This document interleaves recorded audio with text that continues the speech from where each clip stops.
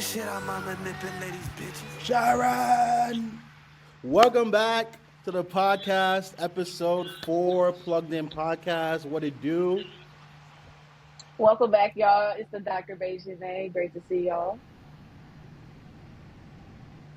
All right, and you're here with producer extraordinaire, O1 Beats, not the little one, the big one. You forgot that part. You got to say Dr. BajanNay, not the big one, not the little one. Oh my goodness. I'm not gonna say it every week, guys, but y'all already know I'm the big one, not the little one. Period. Hey. All right. So we're gonna get right into it. We're gonna start out with the artist of the week, guys. And so our artist for this week is GrimmeyGhost and his song Slime Habits. So that's a song you heard in the beginning, and we'll go ahead and play that to the outro also. So shout out to GrimmeyGhost for this week's artist of the week. Also, if you like what we're doing here, guys, could you please remember to like and subscribe the video? It really helps push us to the rest of the world and helps us with our YouTube metrics. Thank you. Like and subscribe below. All right. So this week we're gonna start it off a little bit differently. We're gonna do a beat breakdown by myself, being that I'm a producer. I'm into the music heavy, so we're gonna do a quick beat breakdown of the Clipse song "So Be It." So we're gonna get right into that. Okay.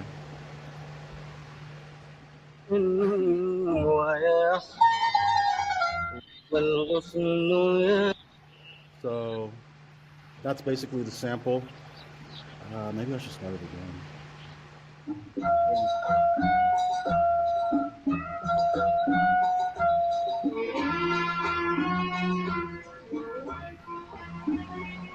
ماذا أقول وقد جئت فيك والسحر قد فاض من عينيك ماذا أقول والغصن يرقص شادي ويا So essentially, that is the sample in question. That's the part that they used. So typically, when you sample, you want to go ahead and take the beat, kind of find a part that you like, find some parts that you like, make some chops, and then you chop everything up and you kind of play them in order and remix them. So from there, Pharrell.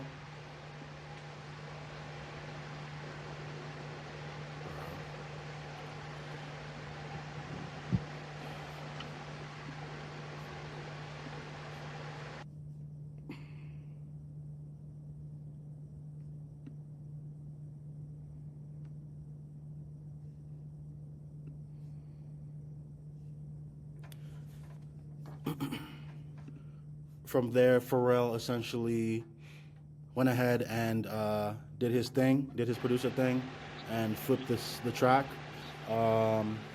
He went ahead and chopped up the sample, and he added some drums after.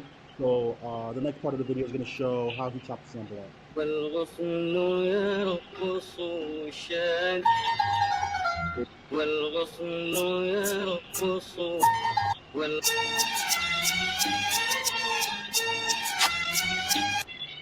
So you kind of see how he loops the sample a little bit, and comes up with the melody. And then the drums in this case are like hard hitting chop drums, kind of simple, doom doom doom. And he reversed the drums to get that sound effect. It's like, so if you notice when you listen to Drake songs, all of the instruments and things are reversed. So in this case, he went ahead and did the same thing. He reversed the snare, he reversed the hi-hat, and he reversed the 808. So it gives it that unique sound.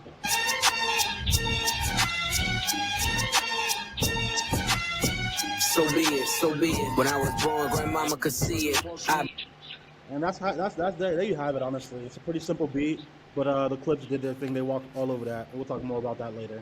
But thanks for listening, guys. Alrighty, guys. So we're gonna go ahead and move on to our popcorn topics with BajanNay. If you can go ahead and just quickly read off our topics for this week, and I'll go ahead and cover mine from there. Yeah, so we're going to talk about the Skepta versus Joyner Lucas beef, or the U.S. versus U.K. beef, whatever you want to call it.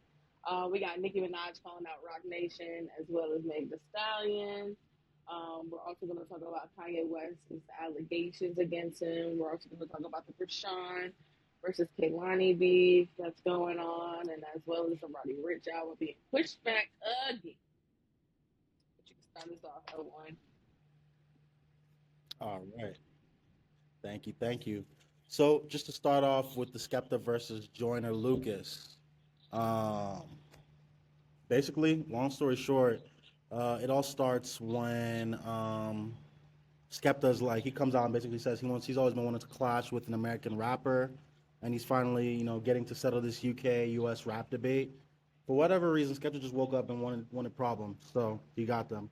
He then goes to subsequently say that the average American rapper doesn't even listen to UK rappers, but UK, you know, rappers have been listening to American rappers. So says that's exactly why they can't lose, allegedly. So on Fourth of July, in true American fashion, Joyner Lucas replies to Skepta, and he's like, "The moment I've been waiting for. Say the word, Joyner Lucas. We can do, or say the word, Skepta. We can do Joyner Lucas versus Skepta. Hashtag UK versus US." Fast forward to July 6th. Um, Joyner Lucas posts a viral clip of comedian Ari Sperry's making fun of UK rappers and how he can't stand the way they talk and the delivery. This video has gone pretty viral, but Ari Sperry's just talking about the British accent and how it doesn't hit the same way with the raps and everything. So Skepta replies, "I was wondering whose perspective you were going to try and diss me from. Never would have guessed Ari Sperry." So they just go back and forth. Long story short, and eventually Skepta goes ahead to release a song called "Friendly Fire." And he mentions Joyner Lucas in there. He said that Joyner Lucas raps like basically he studied at Harvard. I don't know what he means by that. If that's a good thing or a bad thing, but I think he's trying to like invalidate Joyner Lucas' street cred. So that's really where we're at with it. There's a lot of back and forth. Keeping it to the raps. It doesn't seem hateful. It seems like it's in good sport, you know. Yeah, I'm looking forward to that. Skepta also goes on to say that when he drops his disc for ASAP Rocky, he might give Joyner Lucas one or two bars. So, but he ended up dropping a whole this song called "Friendly Fire." So we'll see where it goes. We'll see what Joyner Lucas has to say after that, and yeah, what the vibes are after that. So we'll keep you guys posted on what's going on with that if we get an update. And to you, your topic. I have a few things to say about the Jordan Lucas whole situation. First off, you can't really think they're Okay. going at us with the US or this. Come on now. With the rap, come on. Yeah, no. I think that they smoking some crack over there. Don't nobody want to listen to y'all rap very proper. Mhm. We want to hear that street shit. We don't want to hear you rap very proper and royal kingdoms and stuff for that nature. I don't want to hear that. I don't really like UK raps. Honestly, I don't really like the way they talk. It's not giving. Um, so don't nobody want to hear all that. I'm Mhm. definitely going to be on Jordan Lucas' side with this. And then like another thing, like isn't like Skepta had to like co-sign with Drake, and like Drake is a Canadian artist, but Mhm. like in order for him to even be on like any type of American music playlist, you had to get co-signed by somebody in North America, buddy. Like, come on, like if nobody's listening to you over here. Maybe people listen to you over there, but nobody listen to you over here. You had to get somebody to co-sign you, buddy. Um, honestly, I, Go ahead. I'm just not feeling it personally. I think that this is stupid and unnecessarily, and you're gonna lose. We're the blueprint of rap. There would be no rap without the U.S. Let's be Okay. real. Like it just wouldn't. Okay. Um, but it's cool. He's still fine though. Very, very nice chocolatey man. He's very fine. But it's unnecessary. This is stupid.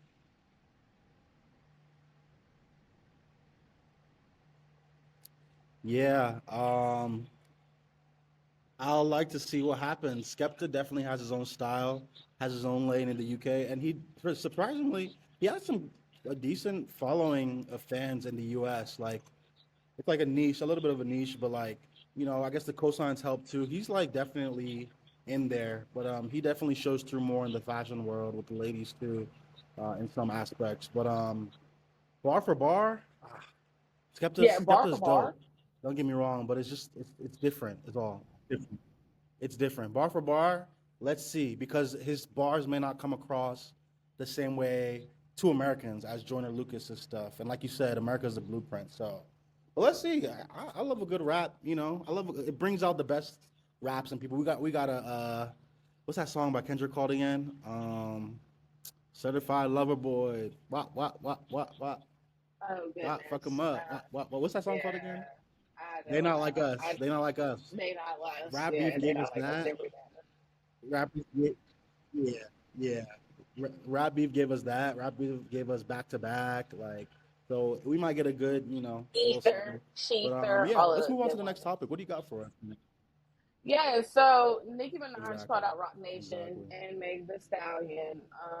I'm gonna probably let's start with one half. Let's talk about the Rock Nation part first. So Nicki Minaj claims that she was shorted like 100, $200 million from her title stake. So apparently, when title was being first created, um, Jay Z kind of like shared it to different partners, and she was one of the partners.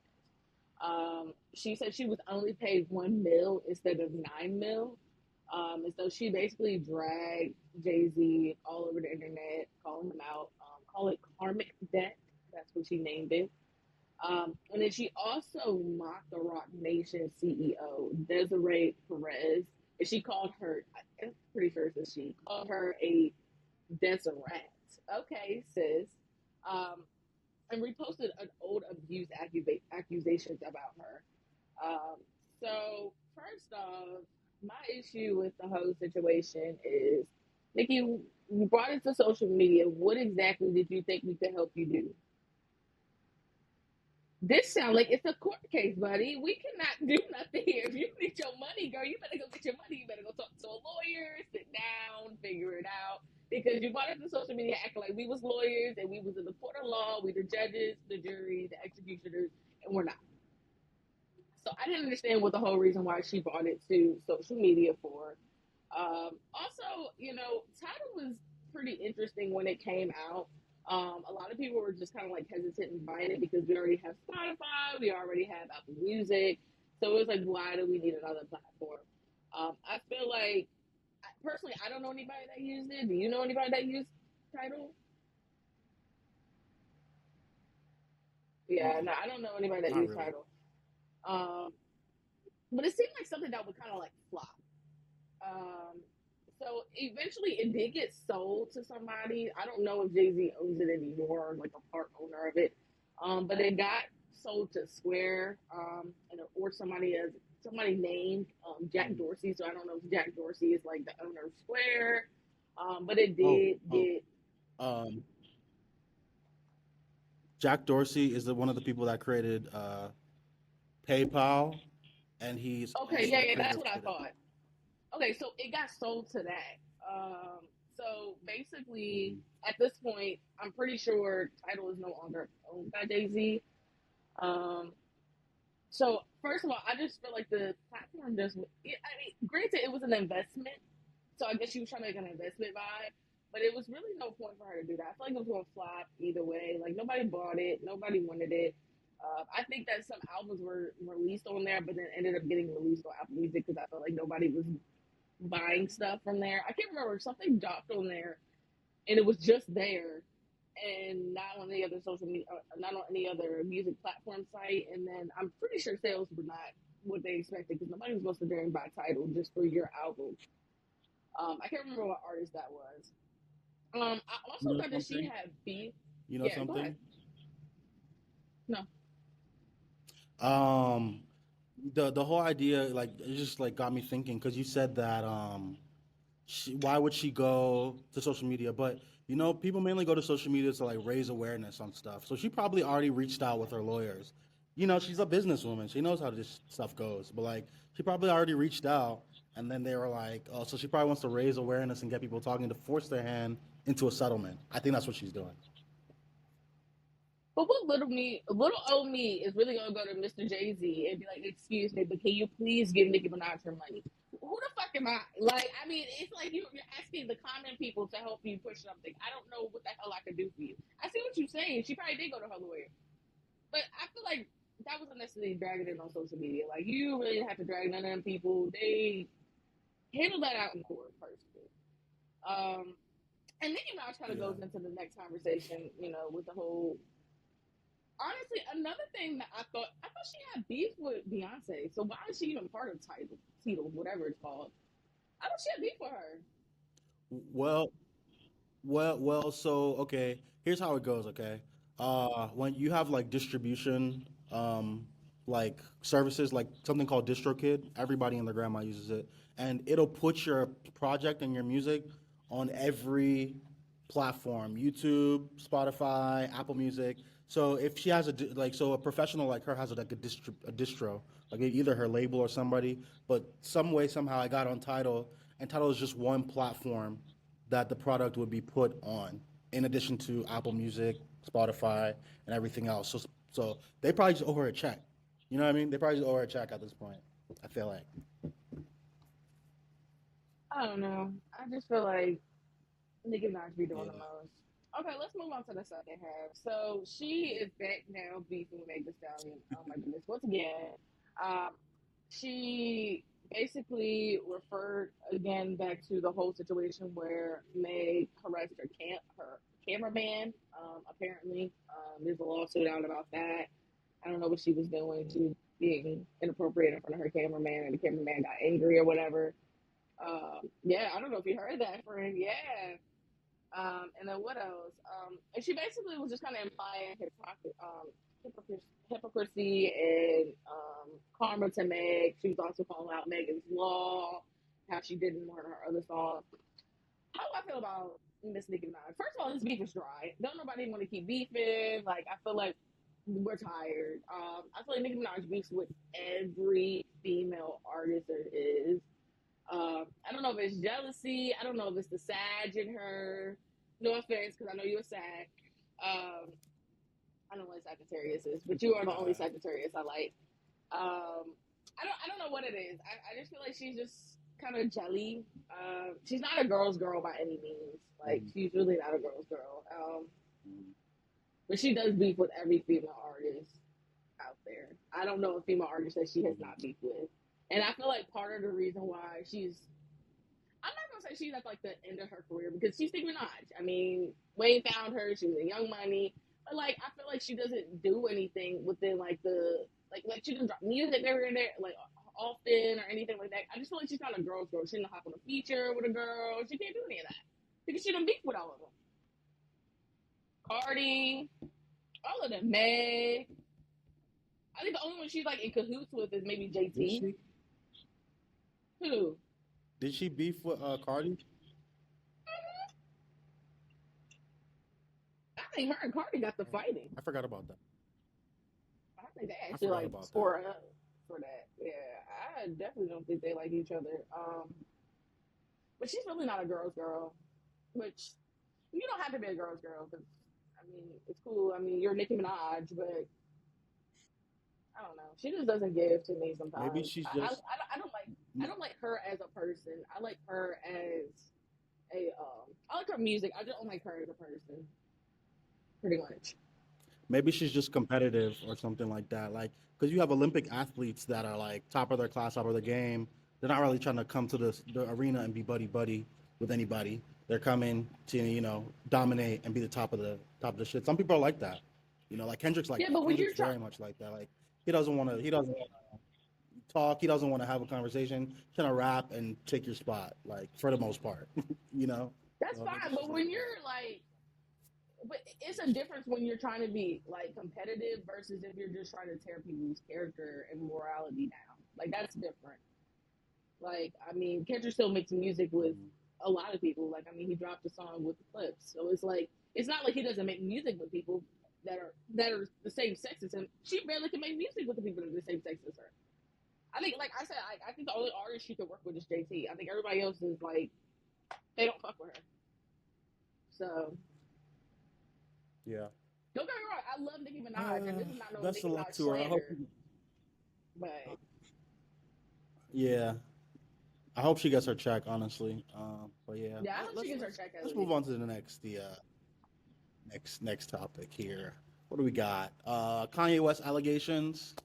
Um, Kanye West allegations. So, about a year ago, the story surfaced that Kanye West's assistant was pressing charges against him for sexual assault.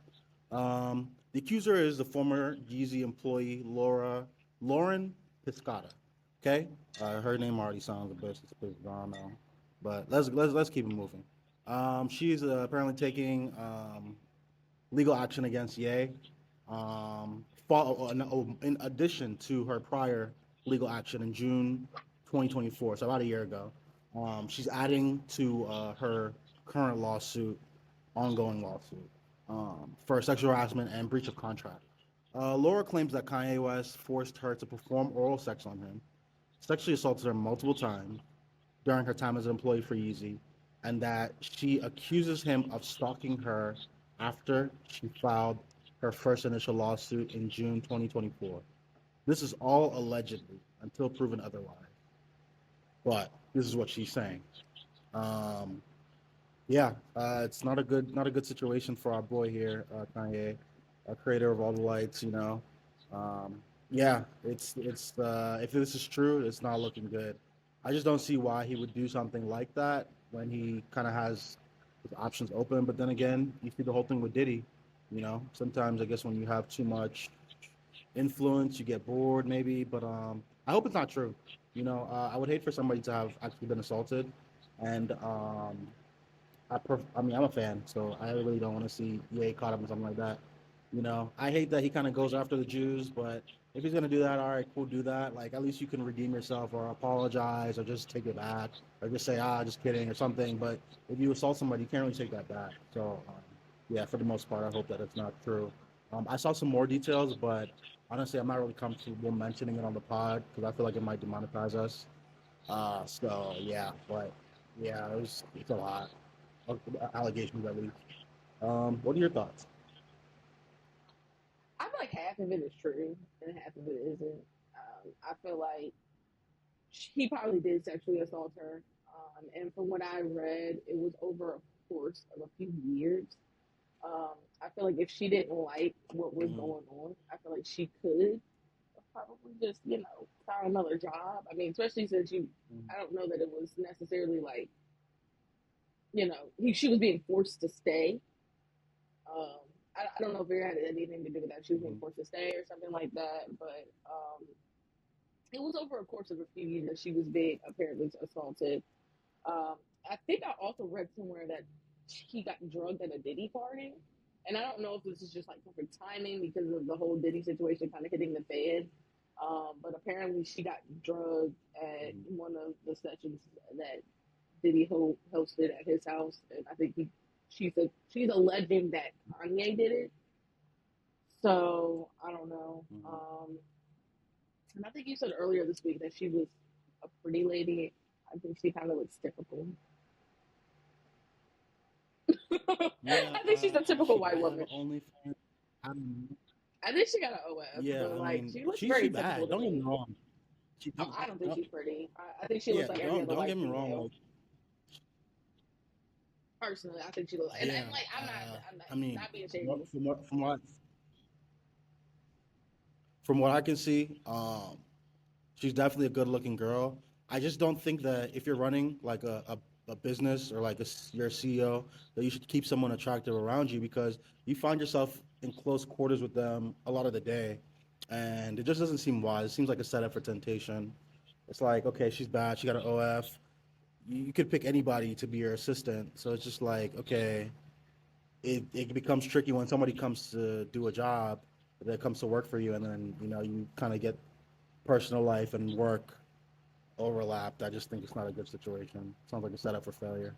But best of luck to him. I don't think Best of luck to I him. don't think that's But, fair. Hold on, wait a minute. I don't think that's fair because you're saying that pretty people cannot work for people. Like, I mean, they gotta have jobs too. Like, I mean, no, I was saying it's a bad decision on his part. It's a bad decision on his, and he's a porn addict. So like, yeah, he yeah. it's an OF girl. It's all this stuff going on. I'm like, it's not a setup for failure. Not on her. Not. Hopefully she's not lying. Or hopefully she is. I don't know. I don't know. I feel like it might be better if she is lying because at He's least we saying know. that it's Okay, it's just another extortion. person. It could be, and it wouldn't be the first time, but it's also not the first time somebody's been sexually assaulted by someone in power. So it's like, we'll see when the facts come out, you know. Um, but yeah, yeah. But that's all I gotta say about that. We'll see what happens. Oh, What else? period. What else do we have on the docket today for our news topic?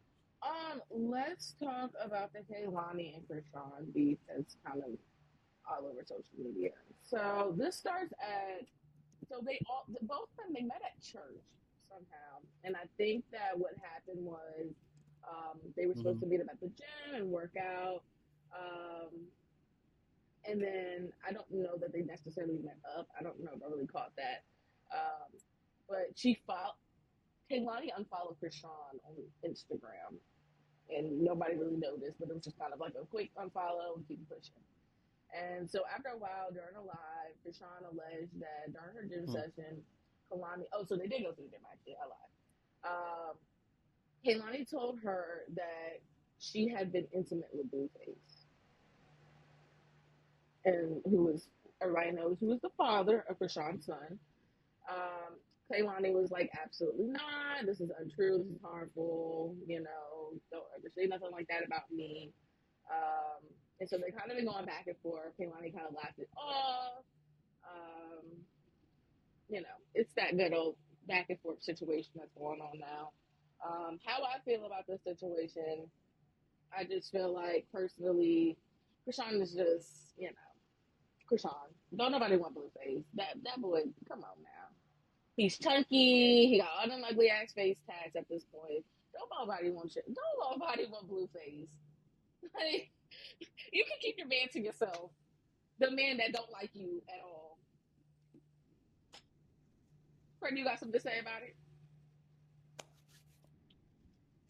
Uh, you know me, man. I just think everybody should just mind their business and keep creating great music. Literally, it doesn't really make sense to me, but hey, it is gonna be what it's gonna be. So yeah, that's really my 2 cents on that. Uh, doesn't really make sense. I don't know. I guess the truth will come out eventually. Eventually. All right, so our last news topic is the Roddy Ricch pushing back his album again.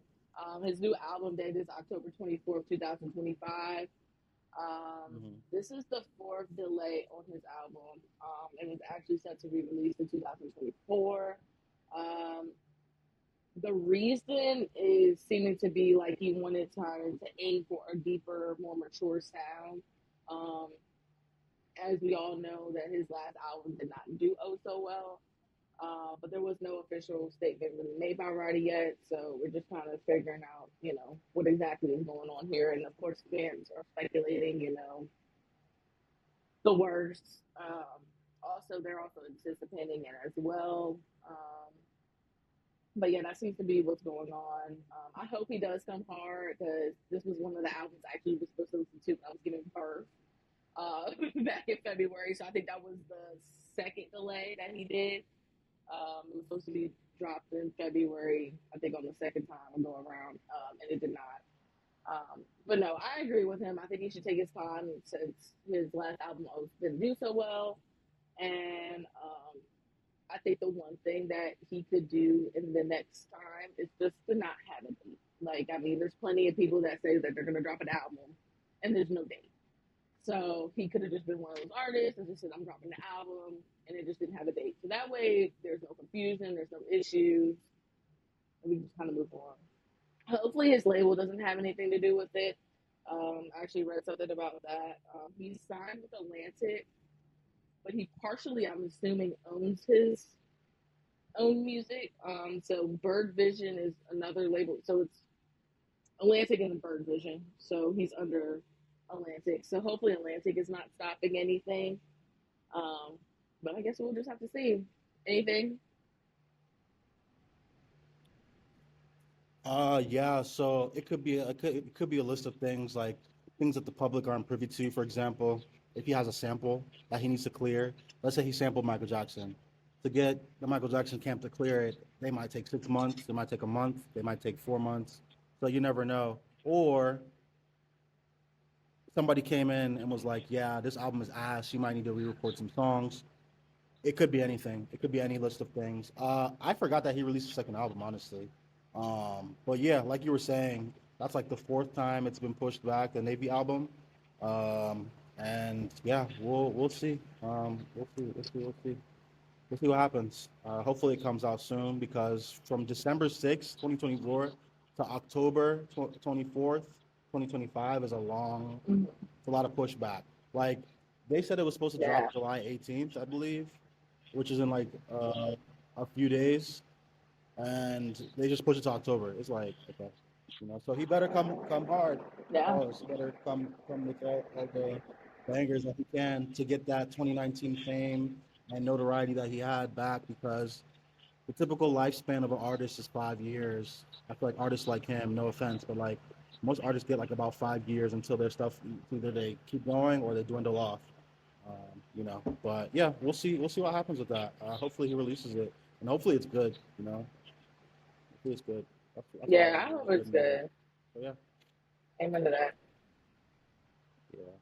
But that's pretty much it for our news topics of the week. So we're gonna move on to the main meat of the podcast: singles and albums discussion.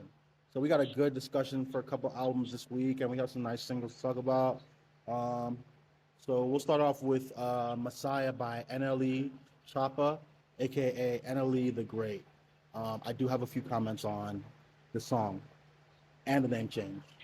Name change? Question mark? I don't know. NLE the Great, because he usually goes by NLE Chopper. So I'm wondering, because also, I'm wondering if it's like a persona thing, because I like the song. The song had a great bounce and a great message, but mainly this guy was on some real rap shit on this song. Like, he was rapping. He was rapping like the bills are paid. Not like, no slut me out. And like, that's a good song, but it's just a different energy and message. It's more lighthearted, sexual. But he was rapping on this one. I give this song an 8 out of 10. I liked it. What do you think, Janae? Personally, I personally really like this song too. I kept saying that I wanted that old NLE Choppa back.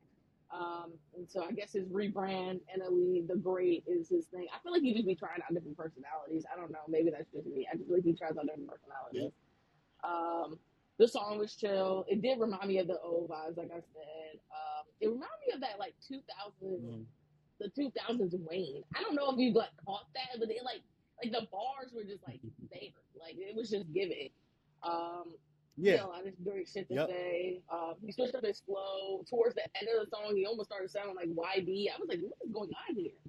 Um, Definitely a great song to kick off the new name. I give it an overall 9.5 out of 10. I think the song is good. Like I said, this is what I've been missing from him. 2.5. This is what I've been missing from him. This I was mean, I knew. good. Yeah. Yeah. I know you're an NLE fan, so like I understand the 9.5, but I'm like, I don't think I give anybody this week a 9. So I'm just like, okay. Really? But I'm strict. I'm being strict on it. Yeah, none of the Okay. singles at least. The albums, we'll talk about that when it comes out. None of the singles at Wow. least. But yeah. Yeah. But maybe I gotta listen again. Sometimes I gotta listen to something twice. Maybe I'll listen again, give it a listen. I think You it's know. listen again, Frank. Like the But bars yeah, what were do we got there, next? man. Yeah, So we have The Way yeah, by they were Juice for World. sure. So this is The Way by Juice World and X. This is to I can't remember what the album name is, but he released, I guess, an extended version of one of his albums that he had out, a posthumous album. As soon as I turned Hmm. on the song, my heart instantly started hurting. So rest in peace to the both of them. I love the guitar in the song. You can actually hear the pain in the song, as we know that both of them struggled with mental health issues. But it was a super beautiful song, I thought. The beat was beautiful. The production was great. The cadence was super smooth. I love the chemistry between Juice and X. They really do complement each other. Like I said before, they definitely both struggled with mental health issues and actually put that in their music and gave people, their fans that also had those same issues, an outlet to let them know that they're not, alone. So overall, I did give that song an 8.5. Okay. Okay. So I agree. Real nice, good vibe. Real warm slash summertime wavy type of vibe. Um, I kind of reminds me of like Hey There Delilah, a little bit, Hmm. just with the guitars and the whole vibe, like the acoustic energy, kind of no drums. I really liked it, and I was wondering where they got the vocals from. I'm sure they have like some like leftover because these artists typically will record like hundreds of songs and just have them in the vault. So I'm sure they kind of like maybe picked Yep. one, but I was just wondering like these guys are not alive. Like where are they getting vocals? But yeah, um, you know, uh, shouts out to both artists. It's sad that they both passed away, like in shocking, But the music was nice. It's definitely a good addition to this summer. Everything going on. I give it an 8 out of 10. Yep, yeah, 8 out of 10. All right. Next song we have So, "Is It" by hopefully, Tyla. Oh, were you not finished, friend?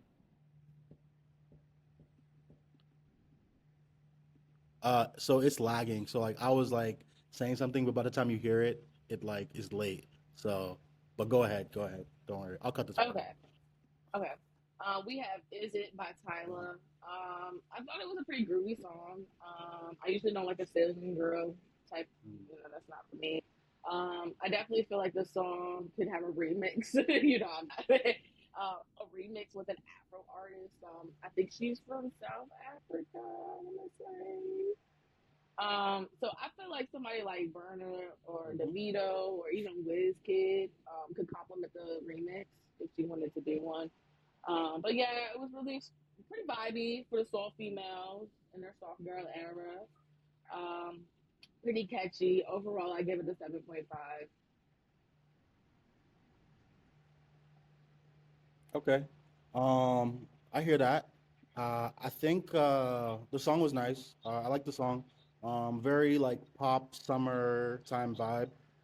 Like catchy stingy song vibe. It's not like changing my life, but it was a good performance. And Tyler can sing. She does good music. I was generous, I would say, but I gave this one an 8 also. I don't think I like this one as much as the first two songs we mentioned. So maybe 7.5, but I put 8 down on paper, so I'll just give it 8. 8. Also, Tyler's bad, so yeah, she can have an 8. Yep. The badness gives her that She is 8. a pretty girl. Very much Yeah. pretty. Yep. Very much pretty. Yeah. Yeah. All right, the next We, song we we give you have an is 8 this week, Shark by. Tyler. You got it. Yeah, just because of looks, you just get an extra point 0.5 from me. I agree. Yeah. Next song is Shark by Georgina. Is that her name? That's how I say it. Jorgianna, I think. Georgiana. Georgiana. And Babyfxce Yeah. E and Chuckky. Hmm. I'm not familiar with any of these artists, if I'm being honest. Personally, I did not care for Georgiana's part. I feel like she could pay a little more. I don't really know what her music is like.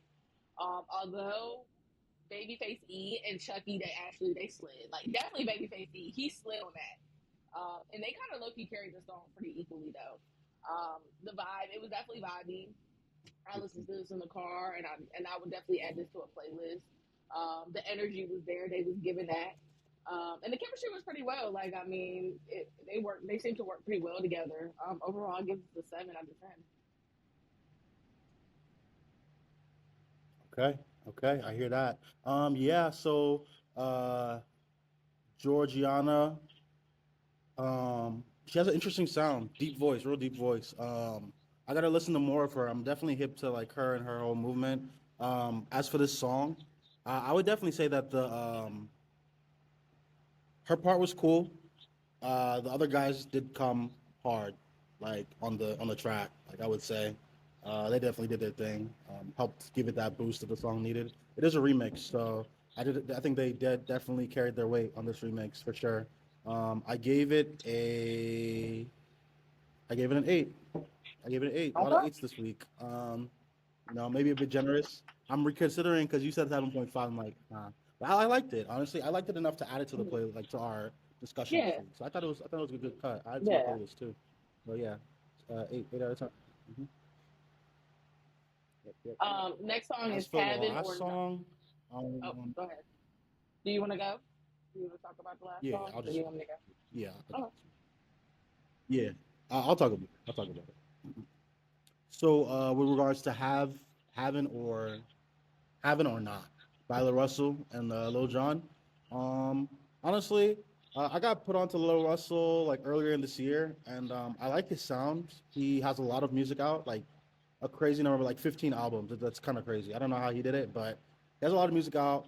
He has a good sound, and I was really surprised to see this duo come together. Little John, kind of in his own lane. He might be in an EDM song. He might pop up on somebody's album, But it was a great vibe. I liked it. Um, Great track. I gave it a 7.5 out of 10. It's a smooth vibe and a good cut, something different, in the space of hip hop. Definitely a good vibe. Or what do you think? But I'm not really familiar with Lil Russell. Personally, I really wasn't a fan of him on this track. I don't know if it just wasn't my speed, so maybe I have to catch him on something else. Fun fact: I went to a Little John concert my freshman year of college, and I went on stage. So I was just my ass on stage. Period. Little fun fact. Um, but Little John did add that extra flair to the song, and I feel like it needed that. So it was very unique in that sense. The beat was definitely unique and it was catered, I feel like, to Little John, very Little Johnish, as I put in my notes.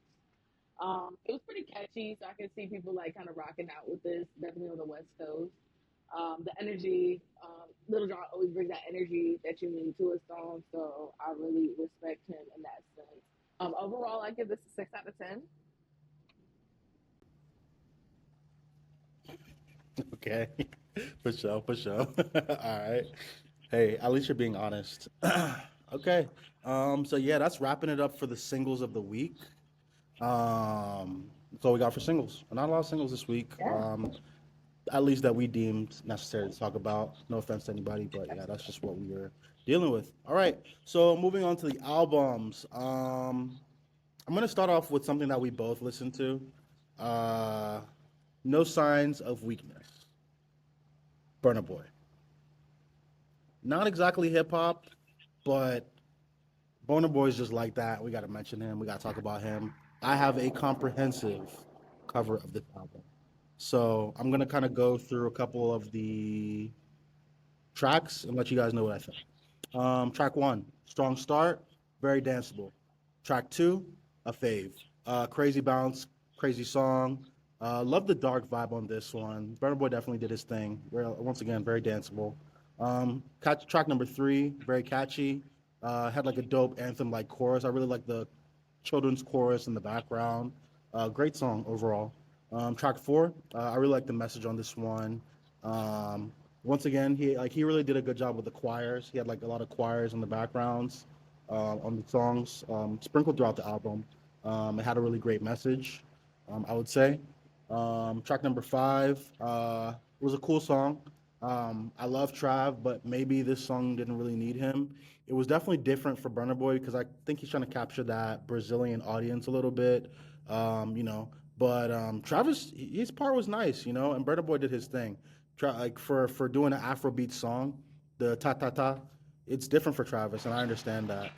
And he did something similar also on the Jackboys project, which we'll talk about later. But yeah, I see him stepping on his comfort zone, and I respect that. Track six was not bad, not my favorite. The guitar kind of sounds out of key a little bit, but the verses were dope. And the "Come Gimme" part was cool too. Um, I don't know, something felt off about it, but it was cool. I'm surprised it made the album though. Track seven was a fave. Um, Burna Boy is petty for this, and there's a whole story about this song. There's a girl, long story short, that he allegedly promised a Lamborghini truck if he slept with him. I don't know. She came out accusing him and trying to call him out because she gave up the cheeks, but the Lambo never came, I guess. So he now went and he's talking about it online, and somebody sampled him singing because he like made like a little freestyle, and somebody sampled him singing the song, singing that, and made it into a beat.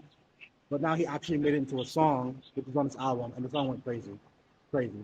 So if you listen Which to that, song is it from? listen to it again with that in mind because it's What's the song song name? number seven. I don't have the names written down. I think it's called Dem Day. Dem Day. I think it's number seven. Oh, I like that. I like that song Okay, period. Yeah, yeah, Yeah, yeah, them yeah, back. yeah. Yeah. Uh-huh, uh-huh. Yep, yep, yep. And number eight, very reggae influenced. Burna Boy definitely draws from that reggae, patois influence. So it's interesting to see him actually do a reggae song. Great bounce, great execution on that song. I like the cut a lot. He was singing on this one. Like normally he kind of like does like a little rap sing thing, but he was singing on this one. So big respect. Very sexy vibe. I really like that one. Number nine is another fave. He sampled this song. I think it's Ganja Farmer or it's called Ganja. The ganja, the ganja, the ganja. It goes something like that. I thought the sample was cool. I caught that, and I liked what he did with it. Definitely a fave. It's about weed, so real interesting topic choice there, Burner Boy. So yeah, um, number 10.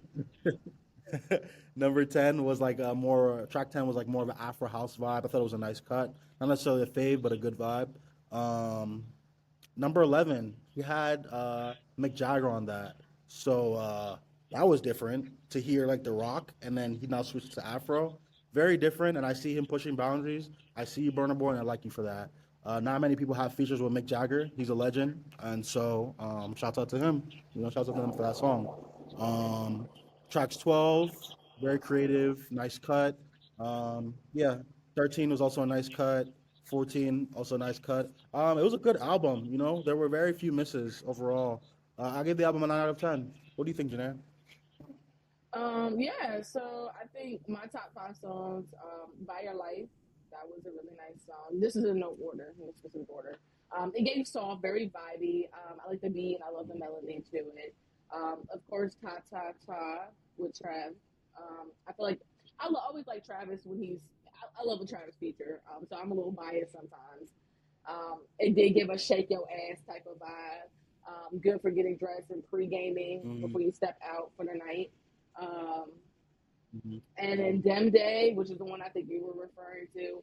This is one of the songs that I would Yeah, think yeah. about when I think about Afro beats. This would be Mm-hmm. like one of the songs that come to mind just once you get up and start dancing. I feel like anytime I think of Afro beats, I think of like dancing the night away, literally. Hard On was another one. I like the beat. I like the other artist that was in the song, Stromae. I'm not really familiar with him. I don't know if that's I think the song was also in a different language, so I didn't understand it, but it sounded good to me. Like it sounded like everything just kind of meshed together. So it was great, and I love a good humming on the track. I don't know something about a hum on a track. It just sits so right with me, and he was doing that towards the end of the album. I mean, end of the song. And Bundle by Bundle, that makes you want to shake your titties. So I really appreciate that song as well. The beat One, selection was great. yeah. The beat selection was great. I feel like Burna has a specific sound, so like a lot of it will sound like a lot of his beats are the same, but I feel like it's just a specific sound that Burna has. I feel like also when you come from American standpoint, it's hard to kind of differentiate the beats that Afro artists or even like Hispanic artists have. Um, the production quality was great. Like I said, whoever just kind of sat back and looked at his song list, it was really good. Um, the versatility, he did switch it up. He was able to have a song with Mick Jagger. Personally, it kind of threw me off a little bit. I did see what you were saying, like he kind of pushing the boundaries, trying to kind of get tapped into a little bit of country, mix the Afro beats with the country. He did a little bit of Caribbean. Um, I personally didn't like that song, but I did like the one with Shabuzi. I feel like Shabuzi's voice really melted in with the Afro beat, so he really sounds perfect on an Afro beat. Overall, I give it an 8 out of 10. Like I thought it was a really good album. I definitely will take another listen to it and get it and tap back into that. I'll give you a few songs to check out again.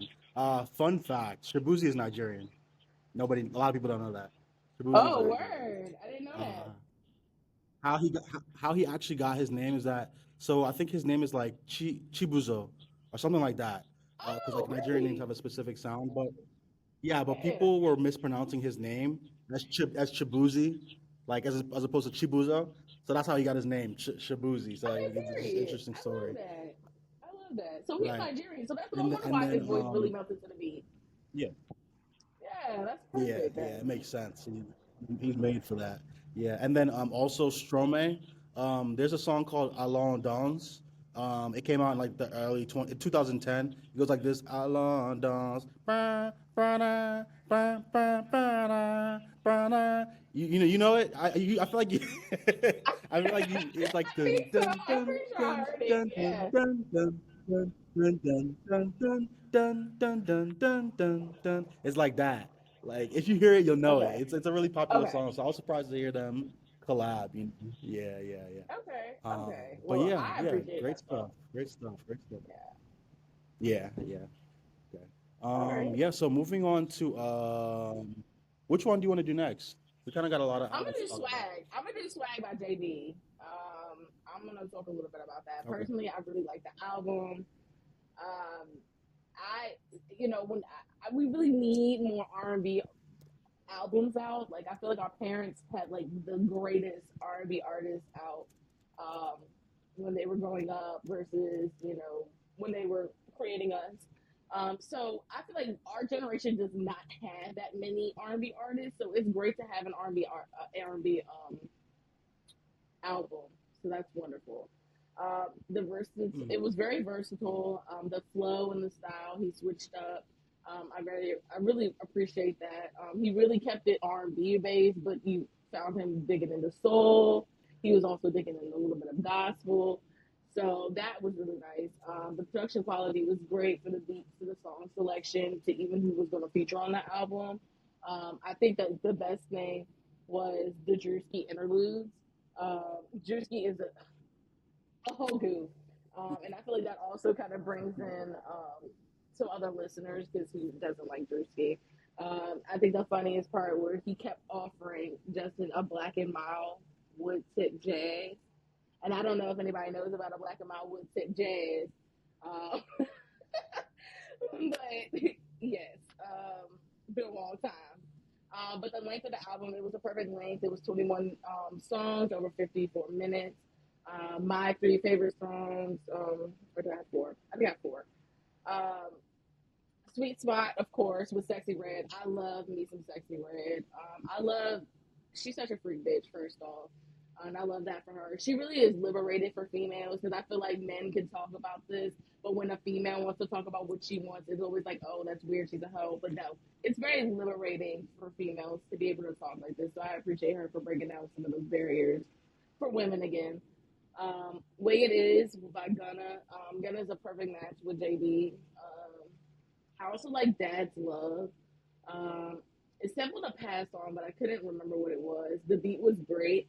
And it's also a great day. It's a great song for our Father's Day post. So, early for next year, we got a post for our baby daddies or husbands or boyfriends, whatever you want to call them. And there was another song, Devotion. It's a great song to have sex too, I feel like. So, overall, give this album a 9 out of 10.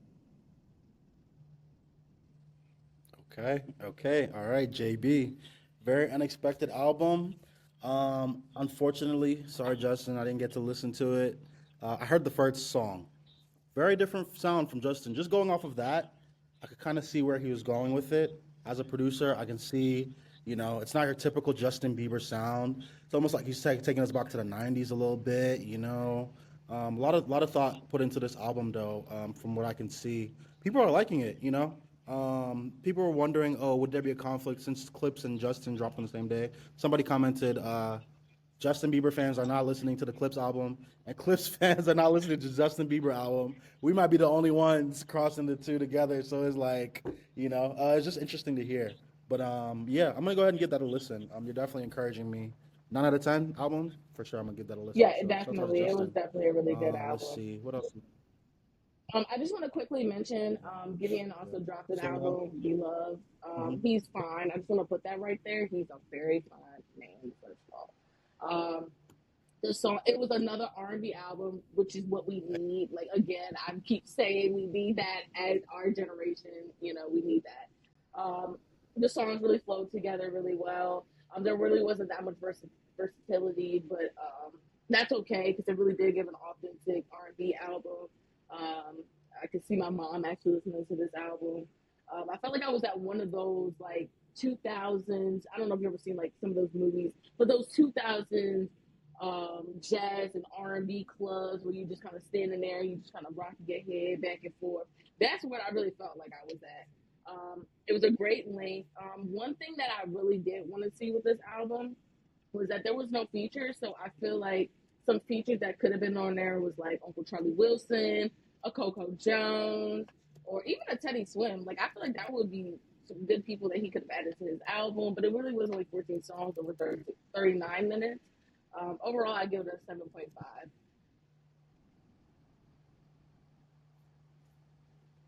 Okay. Once again, I got to stop sleeping on the R&B Johns. Didn't get a chance to listen to the Giveon album, but Giveon has a great sound, great texture and voice. I would listen to any project that he drops, so I'm looking forward to listening to that after I listen to Justin Bieber album. So 7.5. All right, we'll take it. Um, so the part that everybody's been waiting for, we will be talking about the Jackboy album and then the Clipse album, and then we're gonna do a conversation at the end comparing the two. So I'll go ahead and start off with the Jackboys album.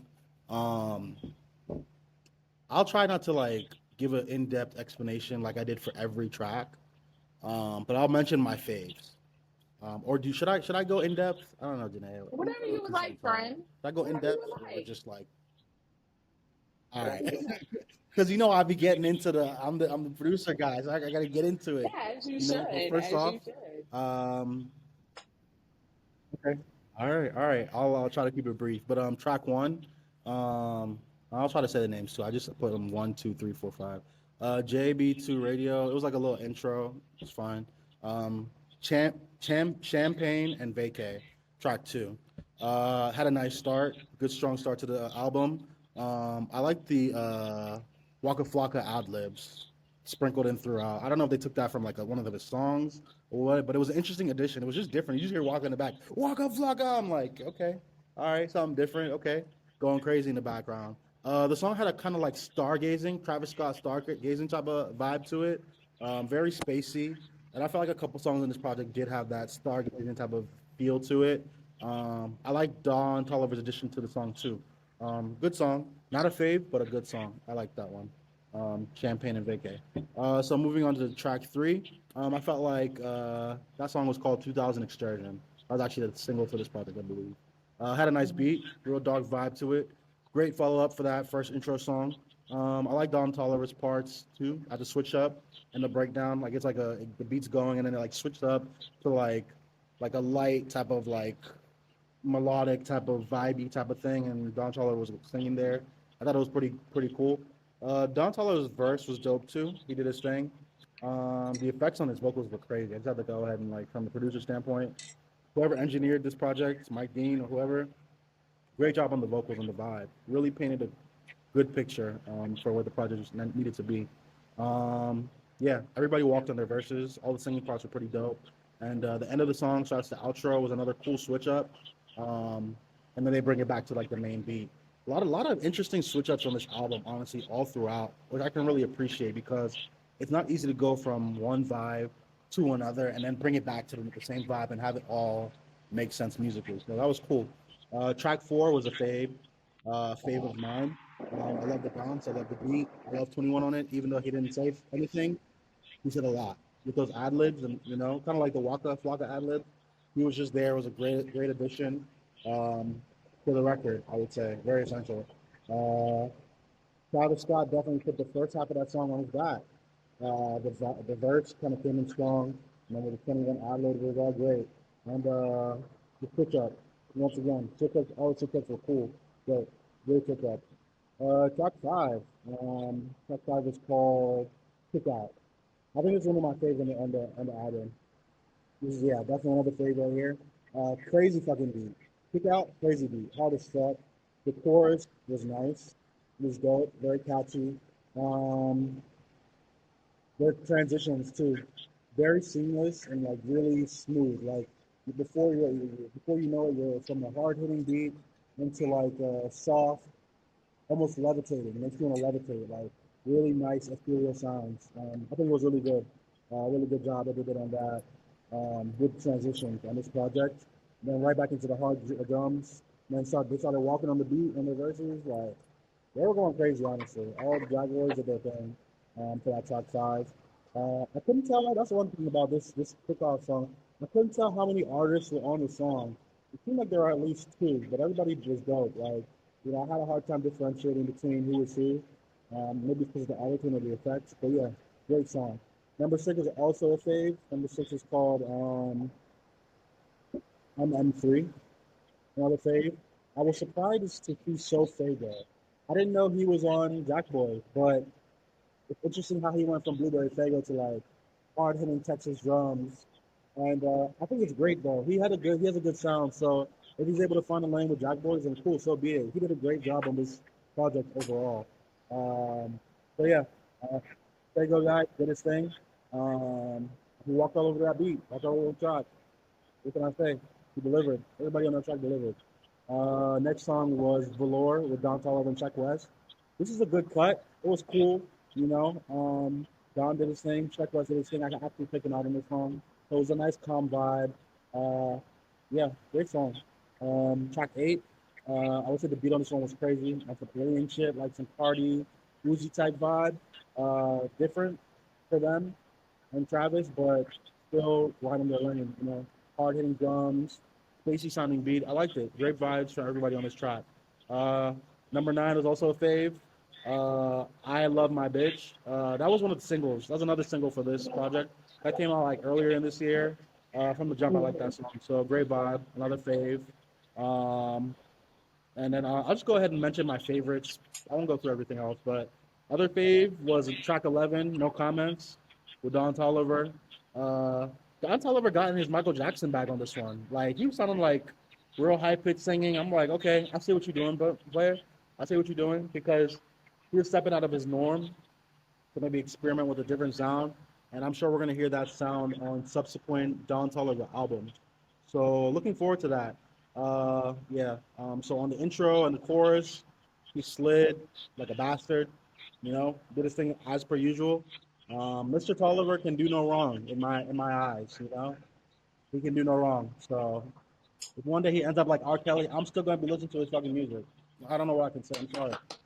I don't know. Uh, but yeah, and then I'll comment on. Oh yeah, Beat Beat was another fave. Crazy beat. Uh, Crazy. Travis did his thing. It had like a Hotline Bling type of vibe to it. I feel like this is his Hotline Bling. Travis definitely slid on this. I love the ethereal harps. There's like some harps, like the harps sprinkled out throughout the beat, and everything made sense. I couldn't tell who was on verse two though. Was that Young Thug? If you guys know, you can leave a comment in the comments. I couldn't tell. Sounded like Young Thug. Might have been Check West though, but I think it was Young Thug. Everybody on the song did their thing though. And then my last comment, so I feel like I'm rambling. PBT was cool. I like Barb Cartel's intro, and I like the fact that they work with Vibe Cartel in general because it just got out, trying to get back in the scene, and yeah, strong delivery from Vibes. I like Vibes Cartel's verse on this, and the girl that was singing also did a great job. I feel like Travis was trying to pull his Drake here on this song, but it was a good execution. Like he sounded nice. His voice is a little bit too gritty for this type of vibe. Like he has like a certain grit and distortion on his voice. I feel like if his vocals were a bit smoother, it would have been like a little bit easier to listen to. But still a great vibe overall. And those were like really my top comments. And honestly, I won't hold you. That's as far as I made it into the album. So off to you, Janaea. Oh, 9.5 out of 10 for the whole album overall. Off to you, Janaea. All right. Well, personally, I have been waiting for part two. This has been what I've been waiting for. Jack Blaze one was amazing. I loved it. Had Pop Smoke on there. Rest in peace to him. Um, it was just a vibe. So this is what I've been waiting for. This album gave high energy.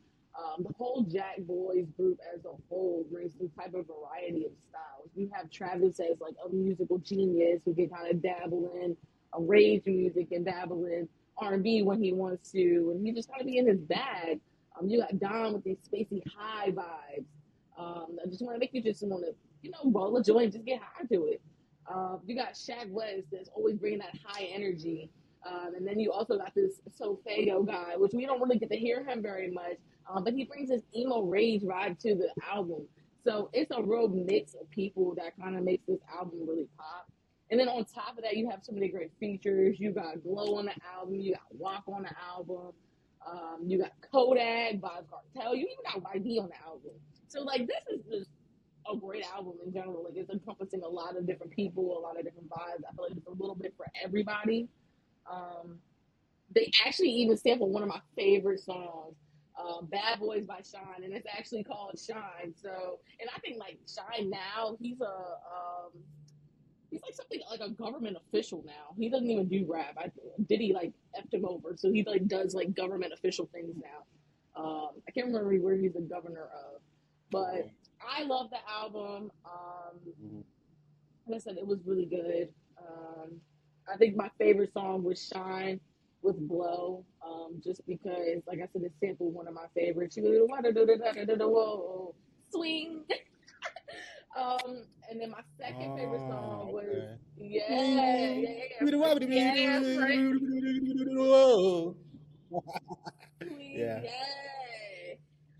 I think my second favorite song would have to be "Where Was You" by Playboy Cardi and Future. I'm pretty sure Future was on the album. Yep. I wasn't going crazy. I was like, I know Future. Like I was here Yeah. fucking. I know what you sound like. Yeah, he was. Yeah, He and was, he then was. Contest with Travis Scott and Sofego. That was my third favorite song. It was hard to pick these. These are not like the end all be all, but those are like my three favorite songs, and I'm just like, yeah, I'm putting these on right away. Of course, I'm gonna go back and listen to it since it dropped last night. I'm gonna go back and listen to the album because I definitely need to figure out, what's gonna go on the playlist. But if I had to compare this one to Jackboys, the first Jackboys to this one, it's really hard to. I really feel like Jackboy. I feel like the first one, it literally was no skips. Now I don't know if this one is any skips so far, and it looks like there's none. But I need to listen to it again because the first one literally was no skips. That was a great album, front to back. As far as creativity, I think I'll give them an 8 out of 10 on that. Beats and production, 8 out of 10 again. Replay value, very high, 9 out of 10. Cultural impact, especially for our generation that loves Travis, definitely a 9 out of 10. And so overall, I would definitely give it a 9 out of 10. 9 out of 10. Mm-hmm. I'm surprised that I gave a higher grade than you.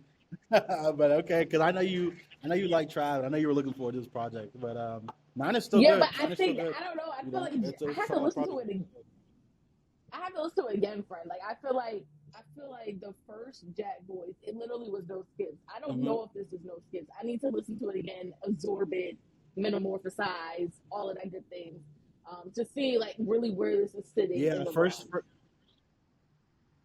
realm. first Jack Boys was definitely like I was shocked. Like the beats, everything. It was just like solid throughout. And then this one's a bit longer too. That's another thing. This project is a bit longer than the Yeah, first one, so it's like definitely. more opportunities for them to kind of like okay, I won't say mess up, but more opportunities to mess up. It's a little harder to like mess up if you have like 5 hard hitting songs, but you know, yeah, great cut overall. Let's take a look into the Clipse album. Um, I got some comments for that. I will try to keep it brief, So but I analyzed every song.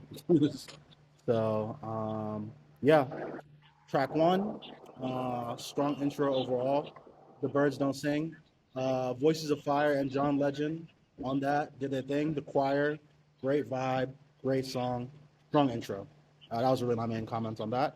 Uh, song two, Chains and Whips, was giving me initially a No Church in the Wild type of vibe. You really listen? Yeah. No Church in the Wild type of like the guitar, the whole vibe of the song. But it doesn't mean it's bad. It's not a bad thing. It's just my comparison. I like the song. Everybody did their thing. Kendrick verse was dope. Great song. I definitely add that. I'm still trying to decide if that was a fave or not, but I think I have to listen to it again, you know. But speaking of faves, on POV with Tyler the Creator, definitely a fave. Tyler did his thing. I heard he took some shots at somebody who tried to sue him over a verse, you know, and he was like, send the invoice. What's up, bro? Like, don't do that. Send the invoice, you know. If you need, you know, to like whatever, then do what you got to do, but don't take it to the courts. You can talk to me about it. That's basically what he was saying. He was addressing somebody. I wonder who that was. But everybody snapped on that song. Great vibe, great song. Um, let me see. So be it. Definite fave, as we just broke it down in the beginning. Definite fave. Such a gritty and hard type of beat. Great bounce, great vibe. I love that song. So be it. So be it. Yep. Great song. Definitely a fave. Um, track five. I love the vibe on this one too. Definitely another fave. The hard hitting drums are great. The delivery was great. Sorry if my comments are kind of shallow on some of these. I was driving while typing this. Don't type and rate songs and drive, guys. Okay, don't be like me. But yeah, Ace trumpets. Yup, Ace trumpets from the name to the delivery of the song to the packaging, everything great. Definitely a fave on this album. Track six, All Things Considered with the Dream Pharrell. Great work from everybody, honestly. Pharrell and the Dream on one song and the Clipse, you can do no wrong. Like, what are we, what are we talking about here? Another fave. I love the vibe. The song was painting a picture for me like I'm at the Louvre, I think that's how you say it, in France, or like an art museum, but meets Cali Bounce, if that makes sense. Um, if you know, you know. But yeah, real elegant meets Cali Bounce type of vibe. The Dream did his thing at the end. He had like a little singing part at the end. I think he had some ad libs throughout the song. Did great on that. Pharrell's part was great. The Clips did their thing too. Definitely a fave on this project. Track seven, MTBTTF, whatever that stands for. But another fave. Yeah, I think all my faves fall towards like this middle section of the album. But for that, yeah, crazy bounce on the drums, very hip hop, classic type of hip hop shit. Real mean, dirty drums, aggressive feel, um, mean and dirty energy to it. Really, another fave. Honestly, these guys make me want to be fucking Walter White Heisenberg and Jesse Pinkman serving crack to the crack fiends. Just kidding. I'm an upstanding citizen, but you get what I'm saying. Okay, another fave on the on the track. That way, friend. That And then the way. next song, That track way. eight. That's what I'm saying. Like you get what I mean. But yeah, track eight is EBITDA with Pharrell. Uh, another fave. Um, dope vibe. Definitely a track with like a Cali euphoric feel. I don't know how else to describe it. Like the certain drum and vibes. Like yeah, it's giving me like a Cali type of bounce. Like I was trying to. I couldn't quite put my finger on it, but definitely some influence from there. Very hip hop. Everyone delivered rapper wise, so that's definitely why it's a fave. Actually, I put close fave in my notes, but it's up there for sure on my favorite songs on the album. FICO was cool. Track nine, FICO, it was cool. Great bounce and a catchy sample. I really like that cut. Um, Let me see. Same with track 10, very old school hip hop vibe, nice bounce. Crack 11, crazy intro, even crazier switch up, and then the beat was fucking hard, crazy bounce, and yeah, overall the beat and the synth were just mean. Like, I don't know where they go to channel these energies, but I'm loving it. That was also a fave on this album. 12 was dope, and I was surprised by the Nas verse because I was listening and I thought the song changed from one song to another, but it was really a switch up. So this album didn't have as many switch ups as Travis, the Jackboys album, but the switch ups that were here were very nice. I really liked it. And the switch up and the beat wise to go to Nas's verse was dope on this one. I don't know if it's a fave yet. I'm gonna have to listen back, but I really like this track. And a solid finish to the album with By the Grace of God, which kind of just really wraps everything up. The name of the album is actually By the Grace of God, right? Uh, right. No, let her No, Let sort them God out. Sort Them Out, but still in that same theme. Let God Sort Them Out, thank Sort you. them out. Yeah, still in that same theme. It was a really good finish. I like the sample. I liked Pharrell's praise break section in there. That's really what they were drawing upon there. They have like a praise break, like really church vibes in there. Great cut, great finish to the album. Yeah, 13 songs, one and done. So I gave the album 9 out of 10. Well deserved 9 out of 10. Yeah, 9.5, 9 out of 10. Yeah. So what do you think? You know? Um, if you think about the definition of lyricism, this was definitely the album that gave that. Definitely for sure, right off the bat. Yep. Personally, I was not. I wasn't. When I first, it was like, oh, we gotta listen to this album for the week. I wasn't really interested, and I was like, oh, this is about to be whack as fuck. But I had to listen to it with an open mind, and I was like, damn, this shit is good as fuck. I was like, this is good as fuck. And it was just like going all this like raw, authentic rap. Like this is like true rap. Like when you think of rap, this is them. Pharrell did a great job with the producing of the album. You can see the wonderful chemistry between Malice and Pusha. It's great there. I know the brothers. We actually talked about it the other day. They're from Virginia Beach. I'm from Virginia, so it's wonderful. I'm always support of Virginia artists. Um, this album game mature. Like it won't know like rapping about cocaine and selling drugs. Like it gave a little bit of that, but it was mature rap. Like I think I saw somewhere somebody coined it grown rap, if that makes sense. Like grown folks rapping. Um, the Like album grown has man could sustenance. listen to this. Yeah. Yeah, like grown men can listen to this. The album has sustenance. It touched on parents' deaths. It talked about parenting. It talked about violence. It talked about justice. It had stuff to talk about. Like it had peer substance, which we do not see a lot of times in albums of today. Um, for lyricism and delivery, I definitely give it a 9.5 out of 10. Like that was amazing. Um, the lyricism was there. The beat and the production, I give that a 9 out of 10 there. Um, replay value, I give that an 8.5 out of 10. Cultural impact, I feel like it will probably be a 9 out of 10 on that one. And overall, I give it a 9.5. Honestly, like I think I might have liked this one more than the Jackboys, and I didn't realize it until I listened to the Jackboys. I was like, man, I don't know. I think they might have got the beat because it just really just embodied like hip hop. Like that's what hip hop is. Like that's true rap. That's raw, uncut. I think my top three favorite songs was definitely the song with Tyler POV. Tyler did his thing. He split on it. He gave his bar. He delivered. Um, All things considered, with the Dream is probably my second one. I have not heard from the Dream in a while. But back in the day, the Dream was the shit. Okay, like he was the shit. And then I want to say FICO with Stove God's Cooks was my third favorite song.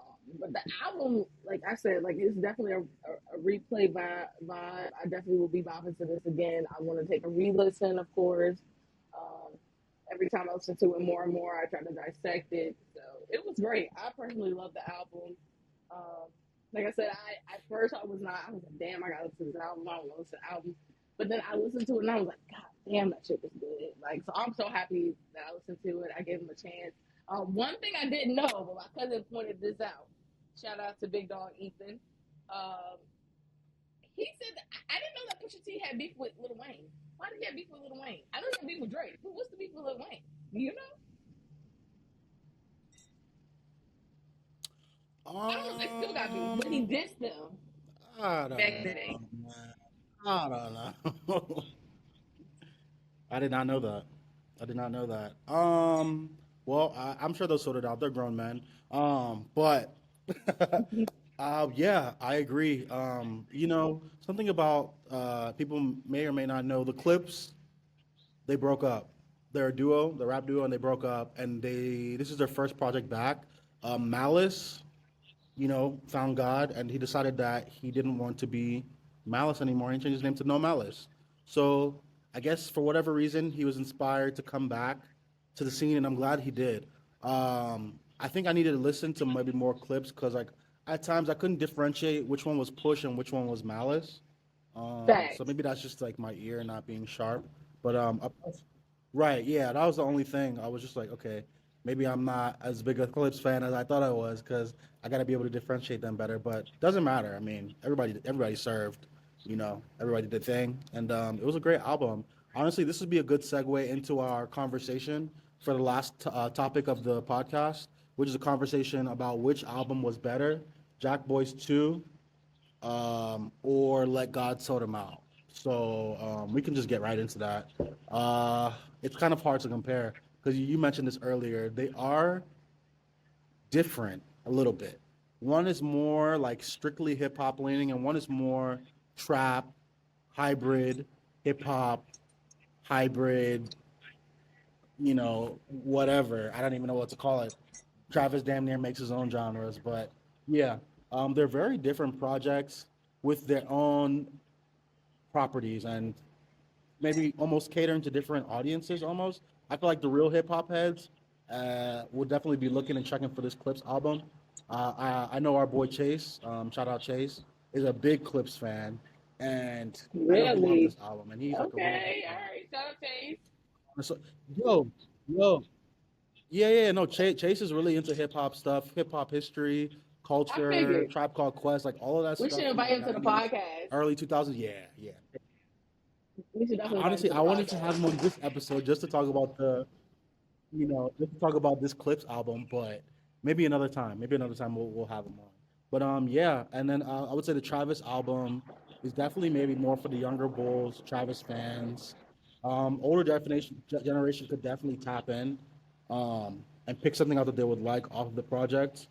But yeah, it's just different things cater to different people. I would have to listen again to really say which I think is better. I don't even want to say which is better. I like them both, and I accept them both as they are. And yeah, that's really my thoughts on it. It's hard to say which is better, honestly. I feel like it's almost taboo to say okay, one's better than the other. But maybe before the podcast ends, I'll have an answer for everybody. What are your thoughts? I agree with you. It's really hard to compare this album. There's these two albums. There are definitely two different entities. Like you said, you have something that's more for the young bulls, and you have something that's more for the millennials. Um, but I personally don't really want to compare them, and I don't think that I will compare them. Even if I do go back and listen to them, I know that they both took shots at each other. I think Mhm. Jack Boys, or I think Travis sent this shout out in the second song, Champagne and Vacay. I think he called him some type of old ass nigga, and then Mhm. he said something else about him. But anywho, and I think that that's probably like the reason why. I think that's like the reason why we want to compare them. But I feel like they just come from two different walks of life. That it's very hard to compare them. So I don't think that I want to compare these albums, and I don't think that I will. I think they both brought something different and unique to the table, which is great, and I appreciate that. But I will be going back and listening to both of the albums just so I can figure out what exactly to put in said Yeah. playlist. But yeah, I think everything was great. Like honestly, this week's music and the albums that were dropped, they were amazing. Honestly, Yeah. Yeah, it was a good week for music. People have been questioning the state of hip hop and what's going on. It's definitely different from the 2000s and the 2010s. Right now, it's definitely going through a big transition with AI coming out, with the saturation of music, so many artists now. Yeah, it's definitely different, but I like this for us. I like this for hip hop as a culture and a genre. The competitiveness, the effort into the albums. I want to hear timeless records. In a place that everything's moving so quickly. Before you know it, everybody's gonna forget about these two albums in for 4 months. And it's on to the next. So it's just like, I like to hear things that are gonna at least I feel like stand the test of time. You know. So yeah, great stuff from both of them. I'm really happy and satisfied with everything going on. Um, I don't know what else. What are the comments about this can we make? Honestly, I think I most mean everybody has that's. been said. I think we pretty much said everything that we need to say. Y'all go ahead and follow me on Instagram Yeah. and everything else um, at BajanNay Twins. But I'm Dr. BajanNay, the big one, not the little one. All All right. And my socials are as written down here. O1 Beats, producer extraordinaire. Yeah. Thanks for locking in with us. And also, before I forget, don't forget to like and subscribe. And shout outs to our artist of the week, GrimmeyGhost, with his song called Slime Habits. All right, y'all. That's it for episode 4. Signing off.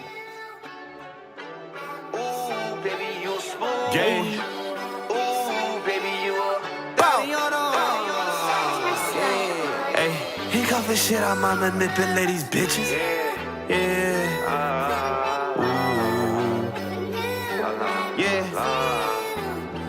Hey. Ain't cuffin' shit, I might manipulate these bitches. She from the suburbs, but I fuck her in the trenches. Shooters on the roof, roaches in the kitchen. Free gang out of zoo, rockin' double sin. Hit a needle, switch my 40, shooting different.